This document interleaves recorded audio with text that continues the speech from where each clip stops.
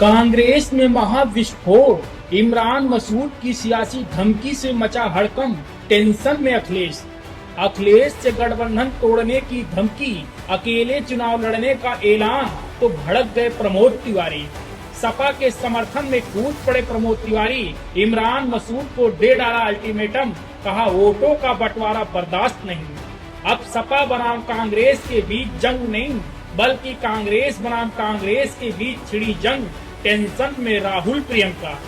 कांग्रेस की अंदरूनी लड़ाई में एनडीए मजबूत, विपक्ष बिखरा तो 27 में भाजपा का रास्ता साफ। जी हाँ दोस्तों, उत्तर प्रदेश की सियासत में इस वक्त जो आग धधक रही है वो सिर्फ सपा कांग्रेस गठबंधन तक सीमित नहीं रही, बल्कि अब कांग्रेस पार्टी के अंदर ही खुली जंग में तब्दील हो चुकी है। और यही 2027 से पहले का सबसे बड़ा सियासी विस्फोट माना जा रहा है। एक तरफ कांग्रेस सांसद इमरान मसूद हैं, जो लगातार समाजवादी पार्टी को आंख दिखाते हुए गठबंधन तोड़ने का अल्टीमेटम दे रहे हैं और यूपी की सभी सीटों पर अकेले चुनाव लड़ने का दावा ठोक रहे हैं। तो वहीं दूसरी तरफ कांग्रेस के सबसे बड़े सीनियर चेहरों में शामिल राज्यसभा सांसद प्रमोद तिवारी खुलकर समाजवादी पार्टी के समर्थन में खड़े हो गए हैं। जी हाँ, प्रमोद तिवारी ने दो टूक शब्दों में कह दिया है कि यूपी में वोटों का बंटवारा पाप है और अगर भाजपा को हटाना है तो कांग्रेस सपा को मिलकर ही चुनाव लड़ना होगा। यहीं से कांग्रेस की अंदरूनी लड़ाई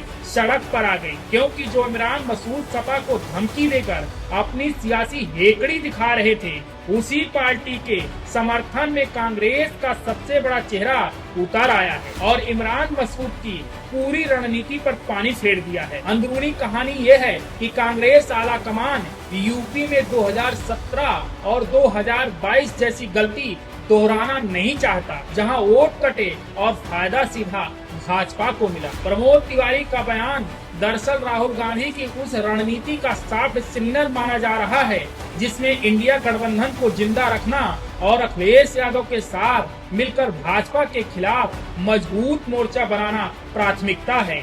वहीं इमरान मसूद का आक्रामक स्टैंड कांग्रेस के भीतर एक अलग धड़ा तैयार कर रहा है, जो यूपी में ज्यादा सीटें और स्वतंत्र पहचान चाहता है।